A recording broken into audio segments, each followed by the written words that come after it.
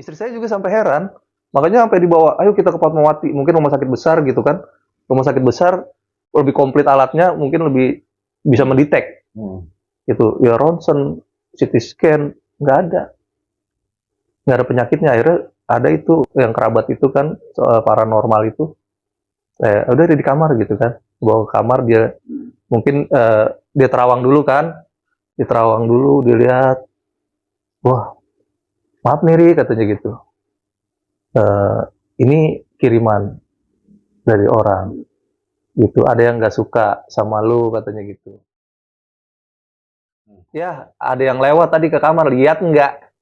Karena saya nggak lihat, saya bilang dong, nggak ada apa-apa gitu. Ada, kata dia gitu, ada tadi yang masuk situ, ada yang lewat gitu. Nggak ada, saya bilang gitu. Saya masih membelakangi pintu kamar tuh nyapunya. Nggak lama saya putar balik, mau nyapu ke dalam kamar gitu, mau disapu kamarnya sama saya sekarang. Tapi keadaan kamar itu, karena mertua saya senengnya lampunya gelap, redup, remang gitu ya. Jadi saya matiin lampunya memang. Jadi cuma ada sorot lampu dari ruang tamu, dari luar. Terus saya nyapu, pas saya putar badan, saya kaget, astagfirullahaladzim, saya bilang gitu. Ternyata ada yang duduk di pinggiran tempat tidur. Tapi saya nggak jelas kalau itu, cuman hitam aja gitu. Tapi mertua saya ada tiduran. Assalamualaikum warahmatullahi wabarakatuh. Jumpa lagi di channel Magenta Malam Gentayangan. Terima kasih bagi Sobat Magenta yang sudah subscribe, like, share, and comment. Semoga Bang Genta doakan kalian sehat-sehat selalu, panjang umur, dan selalu dimurahkan rezekinya. Oke, tanpa berlama-lama lagi, kebetulan narasumber Bang Genta, Bang Heri, sudah ada di studio kita. Dia akan menceritakan pengalaman pribadinya pada saat di kantor dia diguna-guna. Penasaran? Kita panggil Bang Heri ke studio Bang Genta. Oke, Bang Heri, masuk. Malam. Malam. Silakan Bang. Makasih Bang. Aduh, terima kasih nih. Aduh, udah jauh-jauh nih juga di sini ya. Masuk. Saya tinggal di Cipulir. Cipulir, Bang. Ya. Ya Allah, makasih nih udah Siap. datang di studio Bang Genta. Siap. Yang kita tahu Bang Heri ingin menceritakannya. Bisa nggak ceritakan sedikit Bang Heri? Ya, saya mau menceritakan waktu itu, tapi dulu ya, waktu saya masih kerja di salah satu restoran di Jakarta. Jadi restoran terkemuka di Jakarta lah gitu. Jadi pada saat saya mau di promosi jabatan gitu kan. Jadi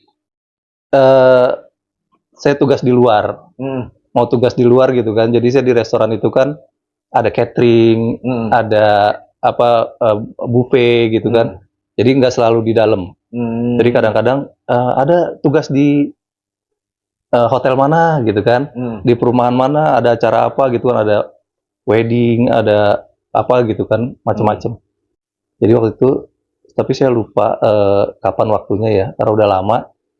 Jadi saya dapat tugas keluar untuk handle catering. Handle catering waktu itu. Jadi ya udah, dari kantor berangkat Ri, mobil kantor lagi nggak ada, lagi banyak keluar, kamu naik taksi aja, gitu kan. Udah, saya naik taksi. Kebetulan saya bawa beberapa barang, saya duduk di bangku belakang. Karena saya bawa beberapa tas kan. Jadi saya takut ketinggalan, jadi saya duduk di belakang gitu. Jalan mobil taksi itu paling berserang 5 atau 6 menit lah. Si supir ngeliatin saya dari kaca. Langsung bilang, "Mas kerja di restoran ya?" Saya jawab, "Iya Om." Gitu kan. Saya jawab, "Iya Om." Hati-hati ya, dia bilang gitu. Loh, kok hati-hati gitu kan? Saya penasaran kan, akhirnya saya lihat di kaca, saya kenal nggak nih gitu kan? Saya lihat, saya nggak kenal. Saya sampai ke samping ini, saya lihat, ini nggak kenal, kok tapi bilang hati-hati gitu kan? Saya bilang, "Emang kenapa Om?" gitu kan? Akhirnya saya tanya gitu kan. Dia bilang, "Hati-hati aja, karena ada yang nggak suka sama sampean." Sampean lagi promosi jabatan kan? Astagfirullahaladzim, saya bilang. Saya nggak ngomong dan nggak kenal, dia tahu.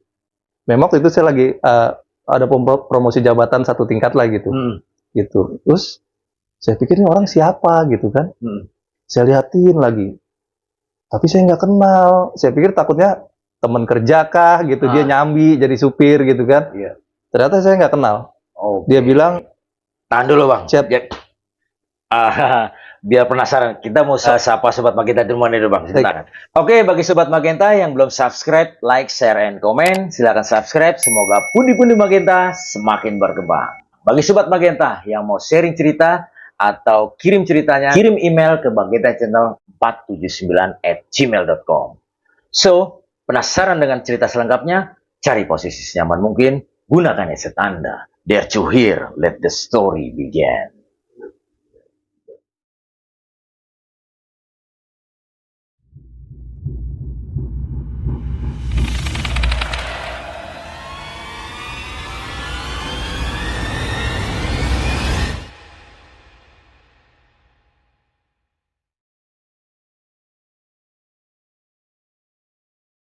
Eh, ini ceritanya waktu itu saya masih kerja di salah satu restoran.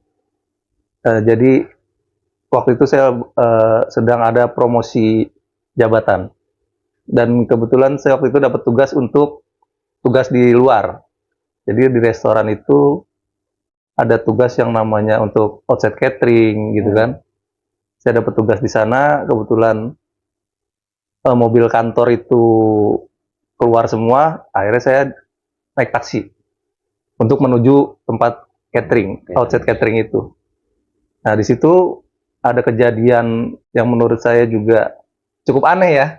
Cukup aneh karena pas saya naik taksi itu, di dalam taksi itu supir taksinya sempat bilang hati-hati gitu, hati-hati ya Mas gitu. Mas Erik, Mas kerja di restoran ya? Saya bilang iya, hati-hati kenapa ya Om? Nanti akan ada musibah buat sampean katanya. 1 atau 2 minggu ke depan. Gitu. Makanya saya percaya nggak percaya kan, saya pikir ini orang siapa gitu kan. Kok tahu saya lagi promosi jabatan gitu. Saya lihat di kaca, saya bilang kaca spion, tapi nggak kenal, sampai penasaran saya tengok ke sampingnya dia, saya nggak kenal juga gitu. Takutnya kan gitu, saya takutnya kenal, mungkin teman kerja gitu kan, lagi nyambi atau apa. Ternyata saya nggak kenal. Dan singkat cerita, 2 minggu kemudian, ya mungkin kurang lebih 2 minggu lah ya. 2 minggu kemudian saya sakit. Tangan saya itu sebelah kanan bisa digerakkan seperti normal pada umumnya, tapi tidak bisa mengangkat beban. Jadi kalau mengangkat beban itu sakitnya luar biasa, kayak mau copot tangannya. Sampai ngangkat korek kuping pun nggak bisa. Gitu. Itu sakitnya luar biasa, kayak mau lepas lah tangannya gitu. Tiba-tiba. Akhirnya berapa lama ya? Kayak saya kurang lebih 2 atau 3 bulanan lah saya berobat kemana-mana tuh. Rumah sakit Fatmawati, cek asam urat segala macem, di ronsen, nggak ada apa-apa, nggak ada penyakitnya, gitu, nggak ada penyakitnya. Akhirnya saya sempat ingat lagi kan kata-kata yang itu, jangan-jangan supir taksi itu kemarin tahu gitu kan, mungkin dia bukan orang biasa gitu kan, mungkin bukan orang biasa, kok dia bisa tahu. Akhirnya saya reminder ke situ kan, jangan-jangan ini yang dibilang kemarin gitu kan. Akhirnya saya coba berobat, apa sih istilahnya, orang pinter lah ya, ke orang pinter, ke kiai, karena dari medis nggak ada apa-apanya, baik-baik saja, di ronsen pun nggak ada CT scan, nggak ada, pokoknya nggak ada, semuanya normal. Kan aneh kan? Aneh menurut saya juga, kok bisa ya gitu kan, nggak ada penyakitnya tapi sakit gitu, dan sakitnya tuh kayak nggak wajar gitu kan, karena bisa bergerak biasa gitu, biasa, tapi di saat kita tangan ini digunakan, awalnya tuh saya tahu kenapa tangan saya sakit tuh, saya kan keseharian saya pegang pulpen kan, kerja di restoran kan, taking order segala macem, itu pegang pulpen aja nggak kuat. Akhirnya saya di rumah tuh pulang, oh gini gitu kan. Itulah awalnya tuh, akhirnya saya berobat kemana-mana nggak sembuh juga, cari paranormal juga nggak sembuh juga. Nah, akhirnya saya ada kerabat lah ya, masih kerabat lah. Akhirnya dari dia saya taunya gitu. Dia juga datang ke tempat saya tuh awalnya bukan saya yang minta. Jadi dia kayak pengen main aja gitu awalnya. Karena rumah saudaranya kan memang nggak jauh dari rumah saya. Dia pengen main aja, pengen mampir gitu. Nah pas ngelihat saya tuh dia langsung astagfirullahaladzim gitu. Astagfirullahaladzim, Ri. Lu kenapa, Ri? Gitu. Nggak kenapa-kenapa saya, Kang, saya bilang gitu. Nggak mungkin, kata dia. Coba tangan lo angkat. Bisa, gitu kan. Bisa nih saya angkat tuh. Nggak kenapa-kenapa. Diambil tuh masih korek kayu. Tempatnya tuh kan korek kayu enteng kan. Iya. Ambil. Itu nggak kuat saya. Dia bilang, Ri, ini lu ada masalah katanya. Udah sini yuk. Gitu. Oh, tapi badan digerakin bisa. Tapi ngambil beban nggak bisa. Sekecil apapun nggak bisa. Istri saya juga sampai heran, makanya sampai dibawa, ayo kita ke Fatmawati, mungkin rumah sakit besar gitu kan. Rumah sakit besar lebih komplit alatnya, mungkin lebih bisa mendetek. Gitu. Ya ronsen, CT scan, nggak ada penyakitnya. Akhirnya ada itu yang kerabat itu kan, paranormal itu. Udah di kamar gitu kan, bawa ke kamar, dia mungkin dia terawang dulu kan, dilihat, wah maaf nih Ri, katanya gitu, ini kiriman dari orang gitu, ada yang nggak suka sama lu katanya gitu, tapi lu nggak perlu tahu siapa, gitu. Tapi saya penasaran kan, saya tanya di mana dan siapa gitu, nggak bisa kata dia. Tapi dia kasih clue-nya, ini di tempat kerja, gitu. Itu aja. Dikasih clue-nya ini di tempat kerja. Ada yang guna-guna mungkin. Atau menurut dia sih gitu. Menurut dia begitu. Maksudnya ada yang mengirim. Bahasanya dia ya. Bahasa dia ada yang mengirim. Dan jumlahnya banyak, Ri, katanya. Ini ada 23 titik. Oh. Gitu. 23 titik. Dan ini mau dibersihin juga nggak bisa sekaligus ya, Ri, katanya. Tuh, akhirnya saya beberapa kali lah ketemu sama dia gitu kan, dia datang ke rumah, diobatin gitu. Itu pun yang pertama kali diobatin itu, saya sampai mental-mental tuh, Bang. Jadi saya duduk sila, membelakangi dia gitu kan, dia di belakang saya, dengan kayak diurut gini kan. Sebetulnya nggak diurut, cuman diraba aja gitu kan. Kayak diusap, gitu ya. Tapi saya kayak kedorong mental gitu. Beberapa kali gitu. Itu awal kesana-kesananya udah nggak begitu itu. Akhirnya ya itulah sembuhnya gitu. Itulah sembuhnya dari situ. Terus setelah itu ada beberapa rentetan kejadian aneh di rumah. Gitu. Setelah sembuh gitu. Setelah sembuh itu jadi ada rentetan kejadian aneh yang saya alami sendiri. Keluarga saya gitu, ada gitu. Kayak waktu itu, jadi saya masih kerja di restoran itu kan. Kalau di restoran itu kan saya masih sip-sipan ya kerjanya. Iya. Masuk pagi, masuk malam. Nah, kebetulan saya hari ini tadi pagi masuk malam, masuk siang, pulangnya jam 11 malam kan. Dan besok saya harus masuk pagi nih. Harus masuk pagi jam 8 lah udah sampai sana harusnya. Jadi berangkat jam 7. Nah, saya di kamar berdua sama istri saya. Kamar saya di lantai 2 waktu itu. Lantai 2 dan ada satu jendela. Satulah jendelanya gitu kan. Yang ada daunnya bisa dibuka gitu zaman dulu tuh. Oh, kayak pintu koboi. Kayak pintu koboi, satu doang pintunya gitu kan. Ada tirainya gitu kan. Udah horden lah. Istri saya udah tidur, saya nyemir sepatu buat besok pagi nih, karena di restoran kan sepatu harus mengkilap gitu kan, nggak boleh kotor. Jadi saya sempetin tuh malam itu, saya sikat, saya semir. Nggak lama, saya emang menghadap ke jendela gitu, walaupun tirainya ditutup gitu, tapi saya menghadapnya ke sana. Terus saya dengar kayak ada suara anak ayam awalnya, cek cek cek cek cek cek gitu, kecil pelan-pelan gitu kan. Saya pikir, malam-malam ada ayam gitu kan. Gitu, tapi ya udahlah gitu, orang saya terusin aja. Saya terusin nyemir. Nggak lama tuh jendela saya kayak ada yang nabrak, kayak ada suara sayap, kepok, nabrak kaca gitu kan, brak gitu. Saya takut kacanya pecah. Akhirnya saya buka, saya singkap gitu kan, tirainya. Astagfirullahaladzim. Saya lihat, itu seumur hidup saya ngelihat benar-benar di depan mata, yaitu. Apa tuh Bang? Apa ya, kalau kita bilang kuntilanak gitu ya. Kuntilanak gitu. Mukanya serem lah, terus rambutnya panjang. Jadi saya ngelihat segininya dia. Tapi dia full besar di kaca gitu. Di depan kaca itu sampai saya lempar tuh sepatu, semir. Itu saya sampai kaget, marah-marah, kan ada apaan gitu kan katanya. Saya bilang, serem banget ya di sini, saya bilang itu kan saya juga belum lama tinggal di situ kan gitu.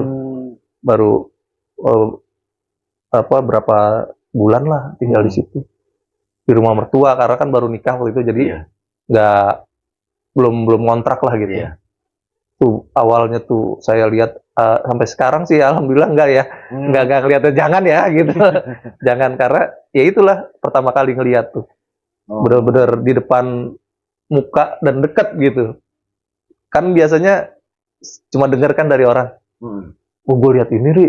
Gue lihat itu. Saya tuh orang yang nggak, masa sih ya ada kayak gitu kan. Nah, akhirnya setelah lihat itu jadi percaya gitu. Jadi percaya, oh ternyata memang ada gitu. Tapi ya jangan sampai dikasih lihat lagi gitu. Masya Allah banget bentuknya gitu. Masya Allah banget bentuknya. Nah, terus beberapa saat juga, mungkin beberapa bulan. Mungkin ada kaitannya atau enggak, saya nggak tahu ya. Karena udah lama juga sih anak saya yang pertama umur 4 tahun atau 5 tahun gitu. Nah, istri saya sedang hamil muda nih. Hamil anak kedua. Saya masih tinggal di kontrakan yang petakan gitu. Yang los lah. Yang ruang tamu, kamar yang cuma sekat-sekat, dapur, kamar mandi gitu kan. Tuh. Nah, itu saya masih kerja di restoran itu. Waktu itu malam kejadiannya, mungkin jam 9, jam setengah 10-an lah. Saya dapat telepon dari rumah, bapak mertua saya telepon, "Ri, bisa pulang nggak?" katanya. "Kenapa?" "Ini di rumah ada pocong," katanya gitu.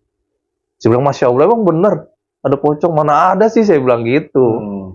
"Ya bentar lagi pulang jam 10," saya bilang, "tapi kan harus closingan dulu, bikin laporan segala macam." Akhirnya saya minta izin tuh sama manajemen, saya minta pulang lebih awal. Saya kasih ada rekan di situ kan, "Tolongnya diberesin nih, saya mau pulang," katanya, "di rumah ada pocong," gitu kan. Ya udah, akhirnya sampai rumah udah rame kan tuh.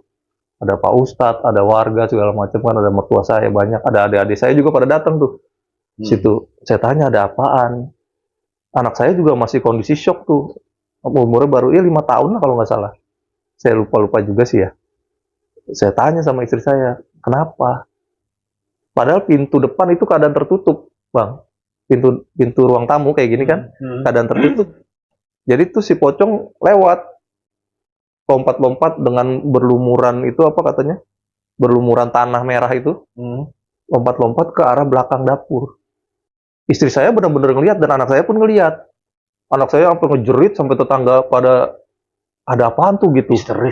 Karena kontrakan kan pasti kedengeran kan, teriak kemana-mana. Gitu, istri saya juga teriak, anak saya teriak, istri saya sampai digigit ini sampai berdarah sama anak saya nih. Saking ketakutannya lihat itu. Saking ketakutannya lihat. Dan saya bilang, ya mungkin karena lagi hamil kali ya, gitu kan, ada gangguan entah dia. Kan dia masih kerja juga kan waktu itu. Dia pulang kerja, lewat mana kita nggak tahu. Itu tuh. Itu kalau itu yang lihat memang istri sama anak saya nggak lihat. Karena ada ceritanya aja. Gitu.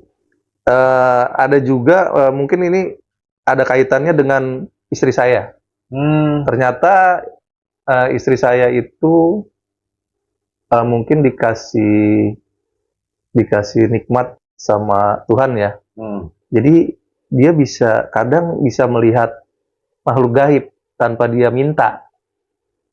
Dadakan gitulah. Dadakan gitu. Jadi tiba-tiba dia bisa lihat, tiba-tiba dia ketakutan sendiri, sampai sekarang, sampai saat ini. Jadi kemarin yang ada kejadian yang lumayan menakutkan juga ya. Sebetulnya tuh kemarin kejadian itu saya rekam sebetulnya. Ada tuh Bang rekamannya Bang? Sayangnya nggak ada. Karena sempat saya simpen kurang lebih 1 bulanan lah ya.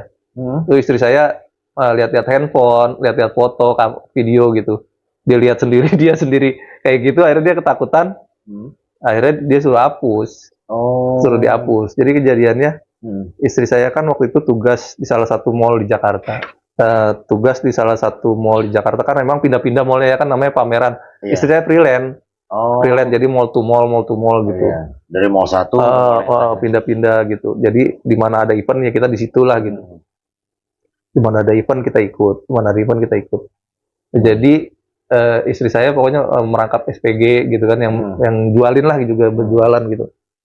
Jadi malam itu paginya sebetulnya nggak apa-apa, dia saya antar biasa aja. Berangkat kerja tuh saya antar, emang biasanya saya antar jemput kan. Saya antar salah satu mall di Jakarta lah itu. Saya antar, dia beberes biasa, mau pulang. Sebelum pulang itu closing biasa kan kalau di stand itu kan harus dirapin kan. Harus dirapin karena harus ditutup pakai kain atau apa gitu kan, beres-beres. Nah, dia beres-beres tuh, beres-beres baju. Pas lagi beres-beres, nggak lama dia mau angkat berapa gantungan, dia ditampakin tuh di situ, jreng gitu kan. Nenek-nenek katanya, nenek-nenek ngeliatin dia aja nih melotot gitu. Dia sampai astagfirullahaladzim, dia bilang gitu. Tapi karena dia mungkin udah terbiasa lihat kan, ya cuman ya udah gitu, nggak kepikiran apa-apa. Cuman dia telepon ke saya tuh, ya barusan lihat, dia kalau ada gitu pasti telepon, pasti kasih tahu ya. Ya barusan lihat nenek-nenek di setan gitu. Masa sih di mall ada setan, saya bilang gitu kan.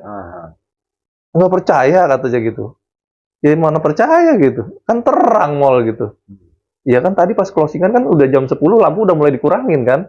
Iya, lampu stand juga udah dimati-matiin. Jadi gelap. Lampu mall udah dimatiin, udah tinggal satu gitu kan.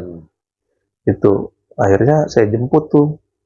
Tapi nggak apa-apa, saya bilang gitu. Nggak apa-apa sih katanya. Saya jemput, saya nunggu di lobi. Dia jalan tuh. Tapi sambil jalan dia sambil bilang, kok badannya berat ya buat jalan ya? Gitu. Kok badannya berat buat jalan katanya. Akhirnya sampai ke parkiran motor, dia bilang, kayaknya nggak pulang dulu deh. Ke tempat itu aja deh.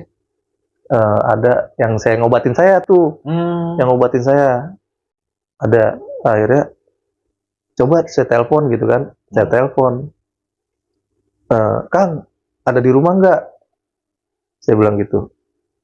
Kata dia ada. Ya udah kesini aja.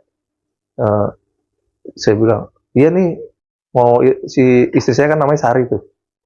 Ini Kang bawa Sari. Iya, gue udah tahu katanya gitu. Iya, gue udah tahu, bawa kesini aja katanya gitu. Akhirnya saya ke sana, saya parkir motor depan rumahnya tuh kan. Assalamualaikum gitu kan. Salam kata dia jawab. Pintu memang dalam keadaan terbuka tuh. Di situ ada bangku di depan kan. Bangku ini kosong lah sini. Saya duduk tuh di sofa. Assalamualaikum, salam, udah duduk. Saya, istri saya tuh. Nggak lama dia nyamperin kan, duduk di sini menghadap ke istri saya tuh. Menghadap ke istri saya. Istri saya lagi duduk begini. Tiba-tiba merosot. Seret, jatuh gitu dari kursi. Dan jadi duduk di bawah gitu. Glosor gitu. Jadi duduk glosor di bawah, duduk di bawah begini. Terus ngeliatin si Akang itu sambil ngamuk-ngamuk. Motor-motor ngamuk-ngamuk, mukul-mukul, nendang-nendang gitu. Suaranya juga serem lah ya. Kayak nenek-nenek gitu suaranya. Nah, saya tuh refleks ngambil handphone. Saya ambil handphone, saya rekam. Dari awal kejadian tuh. Dari awal kejadian sampai dia ngamuk-ngamuk, terus nendang-nendang gitu sampai disembuhin. Terus si Akang juga bilang, ini belum gua apa-apain ya Ri, katanya. Baru gua liatin doang nih, katanya gitu. Begitu kan, terus saya tanya, itu dari mana Kang? Ya adalah, kata dia. Tapi ini dari jauh, katanya gitu. Oh, kiriman? Katanya, tapi mungkin persaingan bisnis kali gitu. Mungkin tujuannya bukan ke istri saya, karena istri saya punya aura itu, jadi ikut gitu. Akhirnya saya rekam. Pokoknya kejadian itu ya serem lah menurut saya ya. Orang gak diapa-apain bisa ngamuk gitu, cuma diliatin doang. Akhirnya dipegang jempolnya tuh, wah tambah ngamuk tuh kan. Akhirnya ada beberapa menit, mungkin 15 menitan lah sadar. Dia sadar, saya tanya, dia belum saya nggak kasih dia tuh. Itu saya umpetin apa namanya rekamannya, saya nggak kasih lihat. Saya tanya kenapa? Enggak apa-apa, ngapain kita di sini? Ngapain kita di rumah si Akang, katanya. Kata dia. Lah, tadi situ yang ngajakin ke sini, saya bilang gitu. Enggak, katanya gitu kan. Ya udah, akhirnya ya udah Ri, udah nggak apa-apa nih. Udah beres, katanya gitu. Udah saya pulang. Udah saya simpen tuh videonya, hasil rekamannya saya simpen lama, sebulan lebih lah gitu. Dia lagi lihat-lihat, dia ketakutan sendiri. Serem banget saya gitu kan. Gue serem banget nih gitu, ngamuk-ngamuk begini, matanya melotot, pokoknya kayak bukan muka dia lah kalau saya ngelihatnya gitu. Kayak bukan muka dia gitu. Akhirnya dia takut, disuruh dihapus aja katanya. Akhirnya saya hapus gitu. Ya itulah kejadian rentetan kejadian-kejadian yang saya alamin gitu. Ya itu sih Bang, pengalaman yang saya alamin ya. Dari kejadian-kejadian itu ya, dibilang percaya yang nggak percaya gitu kan, dibilang percaya tapi ada gitu. Karena ngalamin sendiri dan lihat sendiri gitu. Ada juga cerita dari istri gitu kan. Jadi dibilang ada tapi enggak, dibilang enggak tapi ada gitu. Agak membingungkan juga sih. Oke, gitu. Terima kasih Bang Heri sudah menceritakan pengalaman pribadinya, kejadian mistis yang menurut Bang Heri gitu. Iya, menurut saya aneh lah gitu. Aneh gitu. Silakan diminum Bang Heri. Waduh. Terima kasih nih. Mantap nih. Bismillahirrahmanirrahim.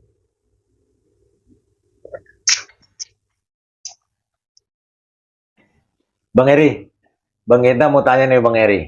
Pada saat si supir taksi ngeliat kejadian itu, apakah Bang Heri punya musuh atau gimana? Atau salah satu Bang Heri pernah nyakitin rekan kerja atau kayak gimana Bang Heri? Sampai dibuat seperti itu. Ya kalau saya pribadi sih nggak tahu ya, karena kan yang menilai saya kan orang lain. Gitu. Saya punya musuh atau enggak, tapi menurut saya pribadi sih kayaknya enggak gitu, karena sebisa mungkin saya bersosialisasi secara baik gitu kan. Saling menghargai, saling menghormati, sama bawahan juga kita saling mengayomi. Betul. Mungkin gaya saya memang agak beda sedikit gitu dengan teman-teman yang lain. Saya lebih senang ke teman-teman yang di bawah itu merangkul. Lebih senang merangkul gitu, merangkul. Ayo, lu bisa kayak gini gitu, lu bisa begini. Jadi nggak perlu tarik urat lah gitu.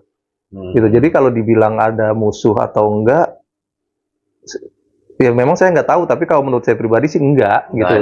Tapi kan kalau mereka bilang, oh lu musuh gue Ri, gitu kan, gue nggak tahu gitu kan. Karena si supir taksinya kan bilang dengan Bang Heri, hati-hati 2 hari ke depan akan mengalami ini. Makanya saya tanya, ada nggak dengan rekan kerja atau dengan satu tim gitu loh, maksudnya. Kalau dari supir taksi itu kan memang nyampeinnya seperti itu ya. Dia cuman dibilang hati-hati akan ada musibah 1 atau 2 minggu ke depan. Dan saya tahunya itu dari kenapa saya tahu itu yang melakukan rekan kerja, ya tapi tanda kutip nih ya, gitu. Itu tahunya kan dari si Akang yang bilang. Si Akang pas ngobatin itu bilang, ini ada yang nggak suka Ri, teman kerja katanya. Sampai gitu. Teman kerja katanya.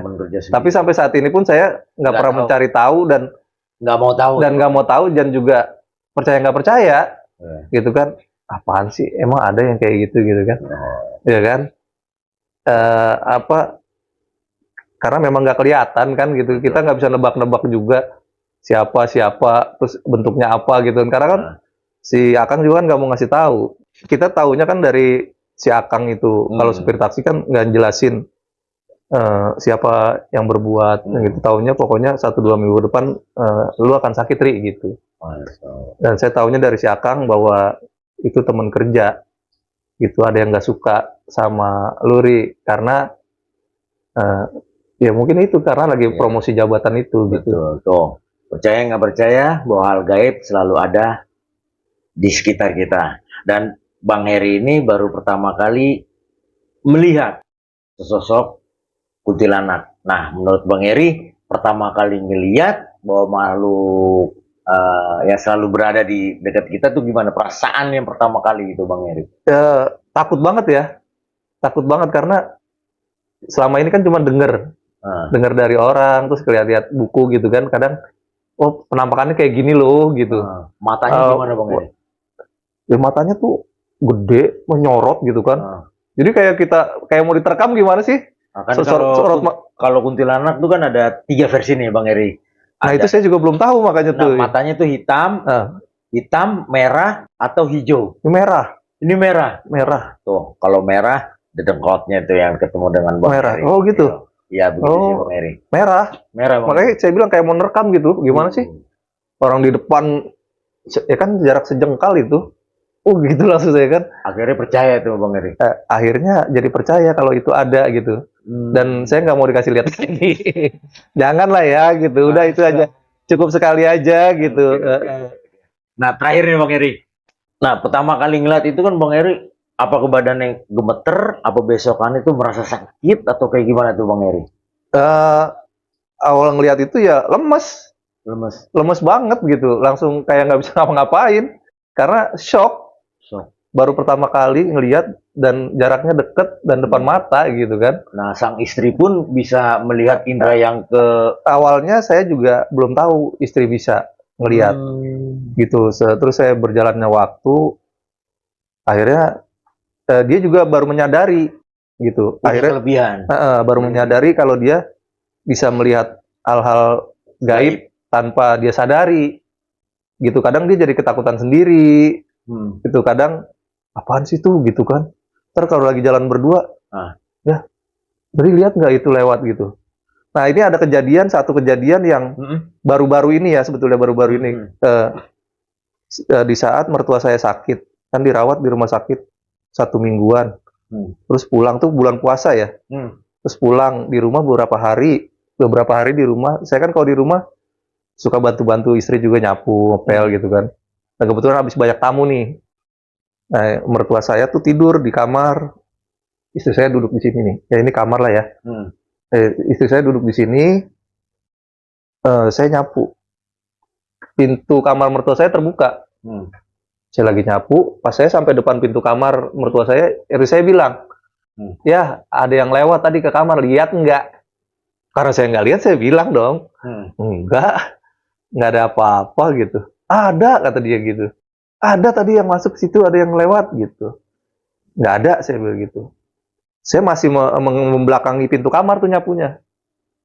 Nggak lama, saya putar balik, mau nyapu ke dalam kamar gitu. Mau disapu kamarnya sama saya sekarang. Tapi keadaan kamar itu, karena mertua saya senengnya lampunya gelap, redup. Remang gitu ya. Jadi saya matiin lampunya memang. Jadi cuma ada sorot lampu dari ruang tamu, dari luar. Terus saya nyapu, pas saya putar badan, saya kaget, astagfirullahaladzim, saya bilang gitu. Ternyata ada yang duduk di pinggiran tempat tidur. Tapi saya nggak jelas kalau itu. Cuman hitam aja gitu. Tapi mertua saya ada tiduran. Dia duduk di mertua saya panjang gini. Dia di sininya di depannya. Duduk. Begini aja nih. Panjang rambutnya? Wah, pokoknya kelihatan cuma hitam aja. Hitam semua. Nah, udah tuh saya kaget. Saya keluar dari kamar, nggak jadi nyapu. Saya langsung nyapu keluar. Istri saya nanya lagi. Lihat nggak tadi? Gitu. Saking saya udah lihat, saya jawabnya sambil kesel kan. Sambil kesel gitu.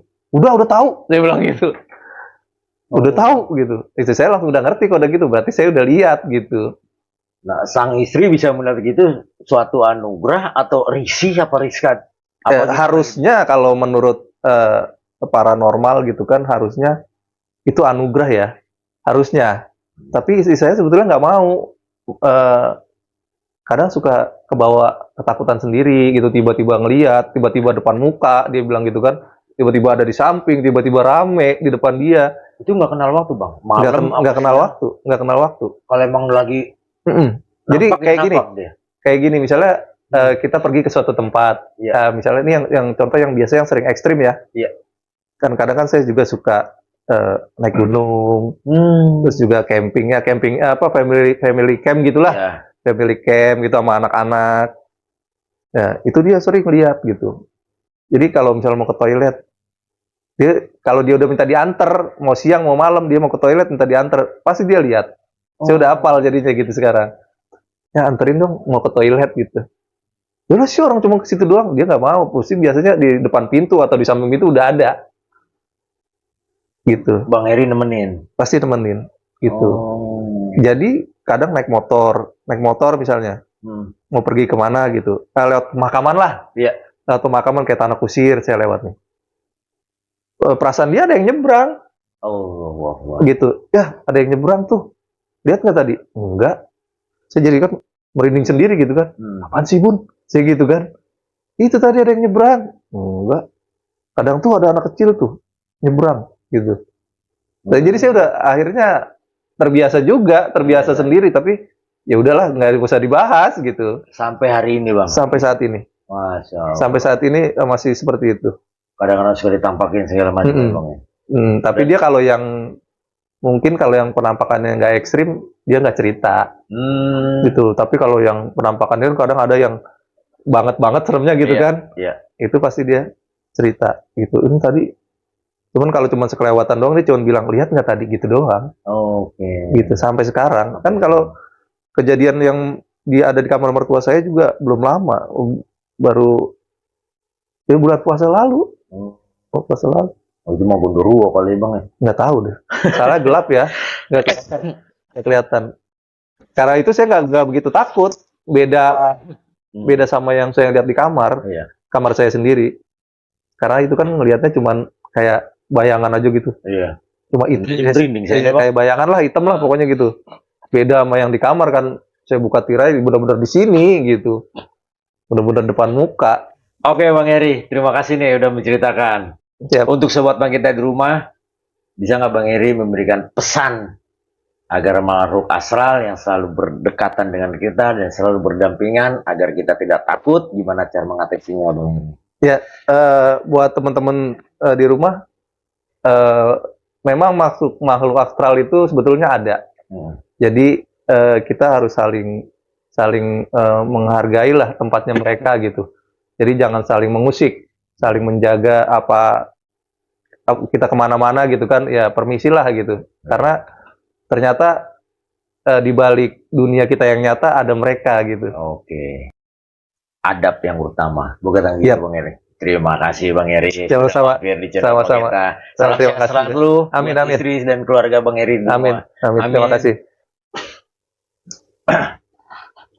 Oke, terima kasih bagi Sobat Magenta sampai detik ini. Bagi Sobat Magenta yang belum subscribe, like, share, and comment, silahkan subscribe. Semoga pundi-pundi Magenta semakin berkembang. Dan bagi Sobat Magenta yang mau sharing cerita atau berbagi pengalaman di channel Magenta, silakan DM ke Instagram kami atau email ke Magenta Channel 479@gmail.com.